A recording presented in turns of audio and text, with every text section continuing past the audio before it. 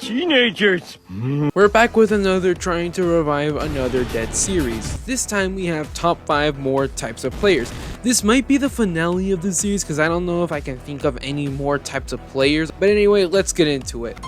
Number 20. At the number 5 spot we have is the Commander type. So as we all know, we have the Commander Tower who essentially boosts other towers by saying, like for an example, fuck him up, giving the player tips and tricks and guides per wave. However, what we don't expect is our own teammates to be a commander. And what I'm necessarily talking about are the ones who essentially type in chat basically what everyone should be doing or what they will be doing. As an example, the most fan-favorited line is "I farm," while everyone else is mainly expected to be defending while I go ahead and do the fun stuff, which is farming and not have to deal with any of the responsibilities. And I know you guys are probably wondering why there's no like footage of other players, and that's mainly because after like the 4th attempt of me playing trios and people leaving before we even chosen a map, I just gave up and just decided to play solo like I usually do. But I believe another line we all love to see from these guys, and you all will agree, is Max DJ. You know, the second you place down a DJ after literally doing the whole defenses for the entire game, and they just looking at you and immediately saying Max DJ, and it's just like, dude, do you see me? I've been placing down soldiers and golden troops all game while all you've been doing is drinking your Mountain Dew and literally collecting thousands upon thousands of dollars and just upgrading farms all game without any responsibilities. And you think I have $15,000 in my asshole to just immediately max DJ right now? Now, sometimes they'll be like, here, place your towers here and place your medic or, I don't know, commander there. They are actually quite useful and quite, well, cool. But it's those types of bad apples that are essentially saying, do this while I do this, or mainly just do this because it's tedious for you and I have the better advantage, is not really going to help out many people. Number 11. At the number 4 spot we have is the OG. I'm pretty sure a lot of us here are OGs, except me, since I started literally playing before the Vigilante crates dropped, so yeah, I am nowhere near being OG. But I can tell you that there is a lot of people who live and die by this game and have basically almost every single rare skin, probably even also rare towers, like for an example, the Commando dude, which I have no idea about, or any of the other like secretive skins or whatever. But I do remember a Scout Raven skin, I can't remember exactly what it was, but yeah, apparently that is very rare. But anyway, that's not the point. What the main point is that there's a lot of people who consider themselves an OG player. As an OG player, you have a lot of info and a lot of brain cells to know everything about the game and have essentially every single tower in the game, every single exclusive, and probably even plushie skin for some reason. But anyway, what I'm trying to say is that there's a lot of people who consider themselves an OG skin and probably have been playing this game ever since literally it came out back in like 2019, which is obviously when it first was, well, released. I can bet you every single player probably wishes that the game was just as hard or at least just as good as it was back then, but obviously the changes we got are supposed to make the game even better. And either way, if you're an OG player, you definitely have all or mostly every single skin in the game apart from like the deluxe crates, because I mean, like, holy shit, those take forever. Number 4. At the number 3 spot we have is the Sweat.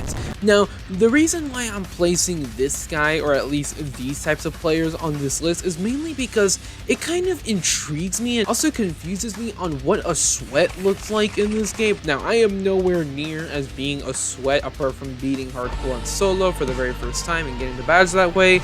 Either way, from that flex, I am nowhere near of being a Sweat. I mainly just play games for fun and not really like a general seriousness type of way.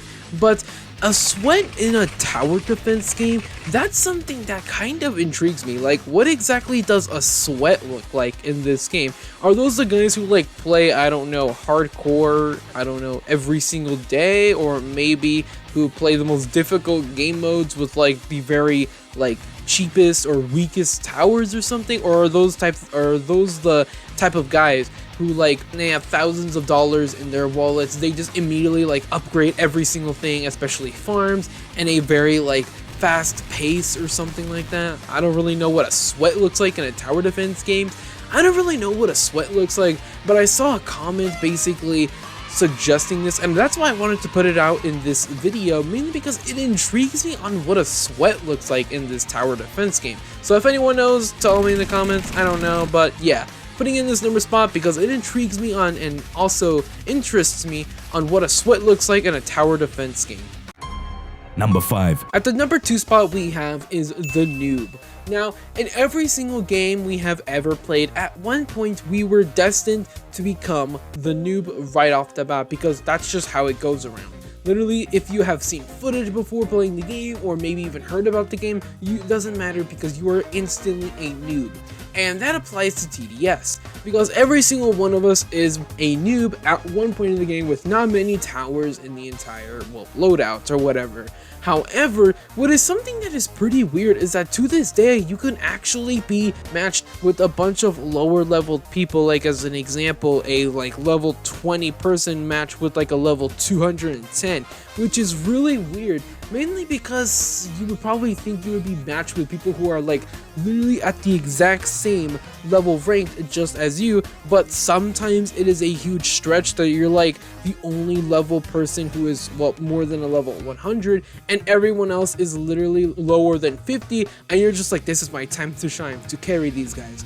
But either way, it's weird on how sometimes we can even find noobs to this day, and it's weird what noobs now do nowadays. Like as an example, I still see players who place troops not even like in between paths or even like in U-turn paths. They just place them outside of the paths where they won't be, their towers won't get much kills. So it really confuses me on how they place them there and think that's like a good spot instead of placing them, you know, inside of paths, or at least around paths, to where they can have a much bigger range and like much more time to deal damage to other enemies. It really confuses me, and I have to ask, like, have they ever played tower defense games before? I've never played any before playing TDS, but I was able to get the concept very easily, and for some reason these kids nowadays can't really do so. This is big brain time. Number 1. Check this out.